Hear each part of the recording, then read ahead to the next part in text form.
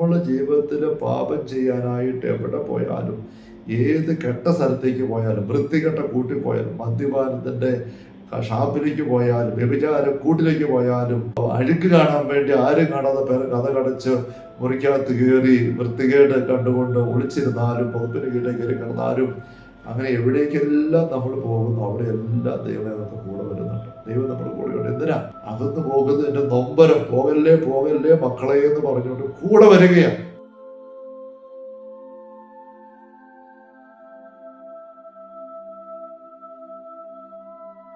ഈശോ മിശിഹായ്ക്ക് സ്തുതിയായിരിക്കട്ടെ. നിങ്ങൾ ഇപ്രകാരം പ്രാർത്ഥിക്കുമെന്നുള്ള ഈശോയുടെ നിഷ്കർഷയെ ഒരു പൊതു ശീർഷകമാക്കിക്കൊണ്ട് കർത്തൃ പ്രാർത്ഥനയെ കുറിച്ച് നമ്മൾ എടുക്കുന്നതായ തിരുവചന വിചിന്തന പരമ്പരയുടെ 32ാമത്തെ സെഷനിലേക്ക് ഈശോയുടെ നാമത്തിൽ ഹൃദ്യമായ സ്വാഗതം. Hallelujah, hallelujah, hallelujah. കർത്തൃ പ്രാർത്ഥനയിലെ 7 യാചനകൾ, 1ാമത്തെ യാചനയെ കുറിച്ച് നമ്മൾ ആഴപ്പെട്ട് ചിന്തിക്കുകയാണ്. ദൈവത്തിന്റെ സ്നേഹത്തെക്കുറിച്ച്. കാരണം അവിടുത്തെ നാമം പൂജിതമാകണം. സ്വർഗസ്ഥനായ പിതാവേ എന്നുള്ള വിളിയുടെ മാധുര്യം അനുഭവം അനുസരിച്ചാണ് നമുക്ക് ആ നാമം, ദൈവ സാന്നിധ്യം നമ്മുടെ ജീവിതത്തിൽ ബഹുമാന്യവും മാധുര്യമുള്ളതായിട്ട് മാറുന്നത് കണ്ടല്ലോ. അതുകൊണ്ട് ആ നാമത്തെക്കുറിച്ച് നമുക്കറിയാൻ വരാതിരിക്കത്തക്ക രീതിയിൽ സാത്താൻ വലിയൊരു കെണി വെച്ചിട്ടുണ്ട്. അതിനെ മറികടക്കാനായിട്ട് ഈശോ നൽകുന്ന ഉപമകള്, ഈശോ പ്രബോധനങ്ങൾ ശ്രദ്ധിക്കുകയാണ്. ഈ ഒരു സത്തയ്ക്ക് നമ്മൾ പോകുമ്പോൾ, ഈ വിചിന്തനത്തിന് പോകുമ്പോൾ നിങ്ങൾ ആരും ചിന്തിക്കേണ്ട സ്വർഗസ്ഥനായ പിതാവിനെ കുറിച്ച് മാത്രം അച്ഛൻ പറഞ്ഞാൽ മതിയില്ല പ്രാർത്ഥന. ഇങ്ങനെ ആഴപ്പെട്ട് വേറെ വഴിക്ക് പോകണോ? ഇത് വേറെ വഴിയല്ല സ്നേഹമുള്ളവരെ, ഇതാണ് ശരിക്കുള്ള വഴി.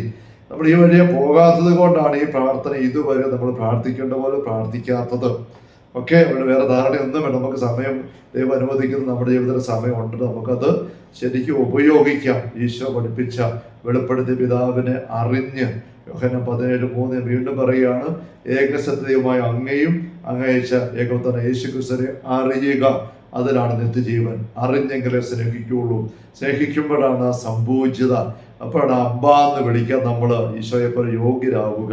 അപ്പൊ അതിലേക്ക് എത്തിയേ പറ്റൂ. Hallelujah, hallelujah. നമ്മൾ കാണുകയുണ്ടായി ലൂക്കാ 15:3 ഉപമകളിലൂടെ ഈശോ പഠിപ്പിക്കുകയാണ്, പാപം ചെയ്യുന്ന വ്യക്തിയോട് ദൈവത്തിന് വെറുപ്പല്ല, അകൽച്ചയല്ല, മാറ്റിവെക്കലല്ല, പക്ഷെ ആ വ്യക്തിയെ കിട്ടിയേ പറ്റൂ. അതാ ദൈവത്തിന്റെ മനോഭാവം. ആ ഉപമകളിൽ നമ്മൾ കാണുന്ന വേറൊരു വാക്കാണ് സന്തോഷം എന്ന വാക്കുകൾ കണ്ടല്ലോ. അതിന് മറുവശം വേദനയും കണ്ടു. കണ്ടു കിട്ടുവോളം ആ കാണാതെ പോകുന്ന ആളിനെ തേടി പോകുന്നു. കണ്ടു കിട്ടുവോളം. നാണയത്തെ കുറിച്ച് പറയുമ്പോൾ കണ്ടു കിട്ടുവോളം വീട് അടിച്ചു വാരി തിരയുന്നു സ്ത്രീ. ആ ഒരു വാക്ക് ആവർത്തിച്ച് കാണുമ്പോൾ, ഈ വ്യാഖ്യാനത്തെ കുറിച്ച് പറയുമ്പോൾ, ബൈബിൾ വ്യാഖ്യാനമൊക്കെ പറയുമ്പം ചില മാനദണ്ഡങ്ങളൊക്കെ ഉണ്ട്. അതിനകത്തൊരു സിമ്പിൾ മാനദണ്ഡമാണ്, ഒരു പാസേജിനകത്ത് ഒരു വാക്ക് ആവർത്തിച്ച് ഉപയോഗിക്കുമ്പം അത് ആ ഒരു വാക്ക് വഴി പ്രകടിപ്പിക്കാൻ ഉദ്ദേശിക്കുന്ന ആശയത്തിന്റെ പ്രാധാന്യത്തെയാണ് അടിവരയിടുന്നത്. അത് കഴിച്ച ശേഷം കാണുക, സന്തോഷം എന്ന വാക്ക് എത്ര ആവശ്യം വരുന്നത് എന്ന് വെച്ചാൽ, അതുപോലെ പാപം ചെയ്യുന്ന വ്യക്തി സ്വർഗത്തിന് വേദന കൊടുക്കുന്നുണ്ട്, അനുദപിക്കുന്ന വ്യക്തി ആനന്ദം കൊടുക്കുന്നുണ്ട്. അതാണ് ആ സന്തോഷം എന്നുള്ള വാക്ക് ആ ഉപയൊരു 6-7 പ്രാവശ്യം ആ ലൂക്കാ 15:3 പോലും കാണാൻ പറ്റും. അതുപോലെ തന്നെ ആവർത്തിച്ച് കണ്ടു കിട്ടുവോളം അന്വേഷിച്ചു പോകുന്നു ആടിനെ. കണ്ടു കിട്ടുമ്പോൾ തോളിലേറ്റുന്നു. അപ്പൊ തോളിലേറ്റുന്ന എവിടെ വെച്ചാ ഇന്ന് ചിന്ത നമ്മൾ എടുക്കണം. എവിടെ വെച്ചാൽ എടുക്കുന്നത്? കണ്ടു കിട്ടുവോളം അന്വേഷിച്ചു പോകുന്ന ഇടയൻ ആടിനെ കണ്ടുമുട്ടുന്നത് ആട് ചെന്ന് പെട്ട് കിടക്കുന്ന മുള്ളിനിടയിലാണ്, അല്ലെങ്കിൽ പാറ ഇടുക്കിലാണ്, കിടങ്ങിനകത്താണ്. എന്നുവെച്ചാൽ ആട് എവിടേക്ക് പോയോ അങ്ങോട്ട് ഇടയൻ ചെല്ലുന്നു. ഇത് ആടിന്റെ ഇടയന്റെ കാര്യമല്ലല്ലോ, നമ്മുടെ കാര്യമല്ല. നമ്മുടെ പുറകെ ദൈവം വരുന്നതിനെ കുറിച്ചല്ലേ. ലൂക്കാ 24-ാം അധ്യായത്തിൽ എമ്മാവുസിലേക്ക് പോകുന്ന 2 അപ്പസ്വരന്മാരെ കാണുന്നില്ലേ? ഉത്ഥാന ദിവസം രാവിലെ അവര് നിരാശപ്പെട്ട് ജെറുസലേം വിട്ടു പോവുകയാണ്.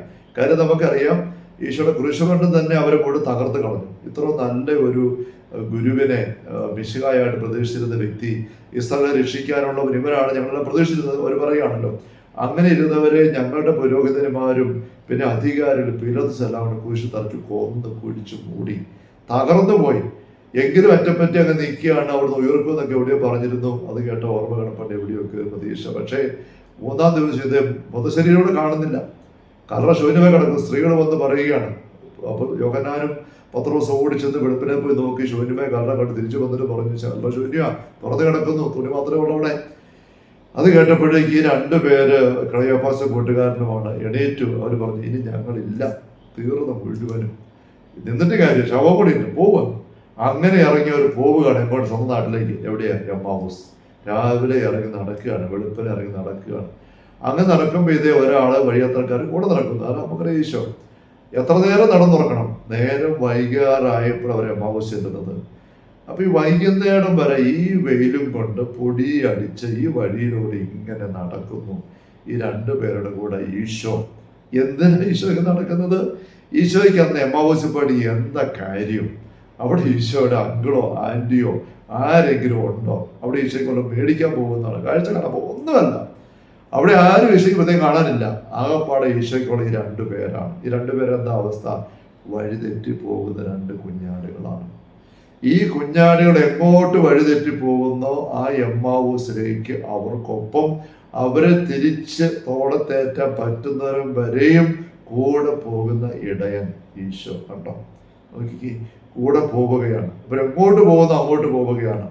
അവിടെ ചെന്ന് കയറി താമസിക്കുന്ന വീട്ടിൽ അതുവരെ സംസാരിച്ച് അവരോട് ബോധ്യപ്പെടുത്തി കൊടുത്തു. മോശം തുടങ്ങി പ്രവാചകന്മാരൊക്കെ പറഞ്ഞ കാര്യം ഒന്നൊന്നായിട്ട് പറഞ്ഞു കൊടുത്തു. അവിടെ മന്ദീഭവിച്ച ഭോഷ്ടതം നിറഞ്ഞ ഹൃദയത്തെ ജ്വലിപ്പിക്കാൻ തുടങ്ങി. അവർ തന്നെ പറയാനുള്ളത്, അവർ സംസാരിക്കുന്ന ഹൃദയം ജ്വലിക്കുകയായിരുന്നില്ലേ? അങ്ങനെ കത്തുന്ന അവസ്ഥയിൽ അവർക്ക് ഉണർവ് കൊടുത്തു. അപ്പൊ അവർക്ക് ചെന്ന് വീട്ടിൽ ചെന്ന് അവർ കയറുമ്പോൾ ഇങ്ങനെ ഈശോ മുന്നോട്ട് പോകുന്നൊരു ഭാവിച്ചുവെന്നാ പറയാമല്ലോ. അപ്പൊ അവർക്ക് വിടാൻ തോന്നുന്നില്ല. അതുപോലെ അവരുടെ ഉള്ളിൽ കരുത്ത് കിട്ടി. അവർ നിർബന്ധിക്കുക, കയറി താമസിക്കുക, സന്ധ്യ ആയില്ലേ, ഇന്ന് കൂടെ താമസിക്കുക, നാളെ പോയാൽ മതി, അങ്ങനെ പറയാൻ തോന്നിപ്പോയി അവർക്ക്. അതുപോലെ വചനത്തിന്റെ കരുത്ത് അവർക്ക് കിട്ടി. അങ്ങനെ കൂടെ ഭക്ഷണത്തിന് ഇരിക്കുമ്പോൾ ഈശോ അപ്പം എടുത്ത് വാഴ്ത്തി ആശീർവദിച്ചു. അപ്പോൾ അവർ കണ്ണു തുറന്നു. ഇത് തങ്ങളുടെ ഗുരുവാണെന്ന് അറിയുകയാണ്. അപ്പൊ നോക്കിക്കേ, ഈശോയുടെ കൂടെ അവർ നടന്നിട്ട് അവരുടെ കണ്ണ് മൂടപ്പെട്ടിരുന്നു, കാണാൻ പറ്റുന്നില്ല. നമ്മൾ ഹൃദയശുദ്ധിയുള്ളവർ ഭാഗ്യവാന്മാർ, അവർ ദൈവത്തെ കാണുമ്പോൾ നമുക്കറിയാമല്ലോ. അഷ്ടഭാഗ്യങ്ങൾ ഒന്നാമത്തേത് വിശുദ്ധി കൂടാതെ ആർക്കും ദൈവത്തെ കാണാൻ പറ്റില്ല, സഭയും പറ്റിയില്ല. എബ്രായലേഖനം 12:14 15 വാക്യങ്ങൾ വിശുദ്ധി കൂടെ ആർക്കും പറ്റിയല്ല. അപ്പൊ ദൈവത്തിന്റെ സാന്നിധ്യം കൂടെ അവരന്വേഷിക്കുന്ന ഗുരു കൂടെ നടന്ന് എത്ര മണിക്കൂറാണ്? ഒരു 8-10 മണിക്കൂർ കൂടെ നടക്കുന്നു, കേൾക്കുന്നു, കാണുന്നു, പ്രവേശം കണ്ടിരിക്കുന്നു. എന്നിട്ടൊന്നും അവർക്ക് തിരിയുന്നില്ല. കാരണം അവിടെ കണ്ണ് മൂടപ്പെട്ടിരിക്കുകയാണ്. നമുക്ക് ആകാശത്ത് മഴക്കാറ് കയറി മൂടിയിരിക്കുമ്പോൾ സൂര്യനെ കാണത്തില്ല. സൂര്യന്റെ കുഴപ്പമല്ല, ഇടയ്ക്ക് മൂടൽ കയറി, ഇവരുടെ ഉള്ളില് ഉത്കണ്ഠ കയറി, ആകുലത കയറി, പിന്നെ പുരോഹിതന്മാരുടെ കൊണ്ട് അമർഷവും നീരസവും ഉണ്ട്, തർക്കിച്ചും പ്ലാനത് പോവാ. ഈ മഴക്കാറ് കയറി കഴിഞ്ഞപ്പോൾ അവർക്ക് കാണത്തില്ല. അപ്പൊ നമുക്കും ഈ ദൈവത്തെ കാണാൻ ചില മോഡലുകളുണ്ട്, ചില മഴക്കാറ് കയറി കിടപ്പുണ്ട്. കുറ്റബോധം, ദൈവത്തെക്കുറിച്ചുള്ള ഭീകരമായ ധാരണ, സംശയങ്ങൾ, ശങ്കകൾ, ഇതെല്ലാം അത് മുഴുവൻ മാറണം. അത് ഈശോ എങ്ങനെ ഇവർക്ക് മാറ്റി കൊടുക്കുന്ന? വചനം വ്യാഖ്യാനിച്ചു കൊടുത്തുകൊണ്ട്, തൻ്റെ പീഡാനുഭവത്തെക്കുറിച്ചുള്ള വചന ചിത്രം വ്യക്തമാക്കി കൊടുത്തുകൊണ്ടാണ് മഴക്കാറിനെ മാറ്റുന്നത്. അപ്പൊ നമുക്കും ഇതുപോലെ മഴക്കാറുകൾ മാറാറുണ്ട്. എങ്കിലും നമുക്ക് ദൈവത്തെ രുചിച്ച് അറിയാൻ പറ്റുള്ളൂ. അവിടുത്തെ മാധുര്യം അവിടെ നമ്മുടെ കൂടെ ഉണ്ട്, കൂടെ നടക്കുന്നുണ്ട്, പക്ഷെ നമ്മൾ അറിയുന്നില്ല. അപ്പൊ അങ്ങനെ നമ്മുടെ ഉള്ളിൽ ചില മഴക്കാറുകൾ കയറിയിരിക്കുന്ന, മോഡലുകൾ കയറിയിരിക്കുന്നു. അവിടെ കണ്ട് മൂടപ്പെട്ടത് നമ്മൾ വായിക്കുന്നുണ്ട് ലൂക്ക 24. അവിടെ കണ്ട് മൂടപ്പെട്ടത് തെറ്റായ ധാരണ, ഉത്കണ്ഠ, ഭാരം, കുറ്റപ്പെടുത്തല്, ഇതെല്ലാം കൊണ്ട് മൂടപ്പെട്ടിരിക്കുകയാണ്. സാത്താൻ നൽകിയ ഒരു മൂട നമ്മുടെ എല്ലാവരുടെയും കണ്ണുകളൊക്കെ ഉണ്ട്. ദൈവത്തെ അറിയാൻ മേലാത്ത വികലമായ ധാരണ, ദൈവത്തെക്കുറിച്ച് വികലമായ ധാരണയുണ്ടായി. അപ്പൊ ആ വികലമായ ധാരണയുടെ മഴക്കാറുകള്, മോഡലുകൾ നമ്മുടെ കണ്ണിൽ നിന്ന് മാറണം. സാവൂള് ഉരുണ്ട് വീണപ്പോൾ കണ്ണിന്റെ കാഴ്ച പോയ പോലെയായി. ഡമാസ്കസിൽ അനനീയാസ് പ്രാർത്ഥിക്കുമ്പോൾ എന്തോ മൂടുപടം പോലെ, ചെതമ്പല് പോലെ എന്തോ പൊളിഞ്ഞു താഴെ വീണെന്നാ, താഴെ അടർന്നു വീണു. ഒരു മോഡല് മാറി. അത് ചുമ്മാ ചെതമ്പല് പോലെയല്ല, ഈശോയെ കുറിച്ചുള്ള തെറ്റിദ്ധാരണയുടെ മോഡലാണ്. ചെതമ്പല അഴിഞ്ഞു വീണു. അപ്പൊ ഈശോയെ ശരിക്കും തിരിച്ചറിഞ്ഞു. ദൈവത്തെ അവിടെ വെച്ച് പുത്രനെ അറിയുന്ന ആളായിട്ട് സാവൂള് മാറി. അപ്പൊ ഈ ഒരു ചെതമ്പല് നീക്കലാണ് യഥാർത്ഥത്തിൽ തന്റെ വചനത്തിലൂടെ ഈശോ നമുക്ക് നൽകുന്നത്. ഈ ചെതമ്പ് സാത്താന ചെതമ്പല. നമുക്ക് എല്ലാവർക്കും അതുണ്ട്. വികലമായ ധാരണയെന്ന് CCC 390 പറയുന്നത്. ഇത് മാറണം. അത് മാറാൻ നമ്മുടെ ഈശോ തന്ന വചന വ്യക്തം എടുക്കുകയാണ്. എമ്മാവൂസ് ശിഷ്യന്മാര് ഈശോ പറഞ്ഞു കൊടുത്ത പോലെ ഈശോ വചനത്തിൽ കൂടെ നിരന്തരം പറഞ്ഞ കാര്യങ്ങൾ നമ്മളത് എടുക്കുക ഒന്നായിട്ട്. ഇത് കേൾക്കുമ്പോൾ ഇതിനോട് നമ്മൾ പറയുമ്പോൾ നമ്മുടെ ചില മോഡലുകൾ മാറും. അപ്പോൾ നമ്മൾ ദൈവത്തെ തിരിച്ചറിയുള്ളൂ. തിരിച്ചറിഞ്ഞെങ്കിലേ നമുക്ക് ദൈവത്തെ രുചിച്ചറിയാൻ പറ്റും, നന്മ രുചിച്ചറിയാൻ പറ്റുള്ളൂ. അപ്പോൾ നമുക്ക് അങ്ങനെ നാം പൂജിതമാകണമേ എന്ന് അറിഞ്ഞ് ഈശോ പറഞ്ഞ പോലെ ഭൂമിയിലായിരിക്കും പറയാൻ പറ്റുകയോ. Hallelujah, hallelujah. അപ്പോൾ പറഞ്ഞു വന്നത്, എമ്മാവൂസ് വരെ ഈശോ നടന്നു. അതുപോലെ വഴിതെറ്റിപ്പോകുന്ന ആട് എവിടെ കല്ലിനിടയിൽ മുള്ളിടുന്നു അവിടം വരെ ഇടയിൽ ചെല്ലും തോളം തരാൻ വേണ്ടി. എന്ന് വെച്ചതിന് ആപ്ലിക്കേഷൻ സ്നേഹമുള്ളവരെ, നമ്മൾ ജീവിതത്തിൽ പാപം ചെയ്യാനായിട്ട് എവിടെ പോയാലും, ഏത് കെട്ട സ്ഥലത്തേക്ക് പോയാലും, വൃത്തികെട്ട കൂട്ടിൽ പോയാലും, മദ്യപാനത്തിൻ്റെ ഷാപ്പിലേക്ക് പോയാലും, വ്യഭിചാര കൂട്ടിലേക്ക് പോയാലും, അഴുക്ക് കാണാൻ വേണ്ടി ആരും കാണാതെ പേരെ കഥ കടച്ച് മുറിക്കകത്ത് കയറി വൃത്തികേട് കണ്ടുകൊണ്ട് ഒളിച്ചിരുന്നാലും, പുതപ്പിന് കീഴേ കയറി കിടന്നാലും, അങ്ങനെ എവിടേക്കെല്ലാം നമ്മൾ പോകുന്നു അവിടെയെല്ലാം ദൈവം കൂടെ വരുന്നുണ്ട്. ദൈവം നമ്മുടെ കൂടെയുണ്ട്. എന്തിനാ?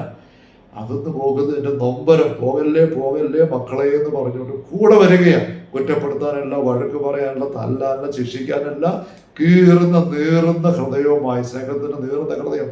ലോറിയുടെ കീഴെ പെട്ടുപോകുന്ന കുഞ്ഞിന്റെ പകരം അമ്മ ഓടി എത്തുന്നവർ വരികയാണ്.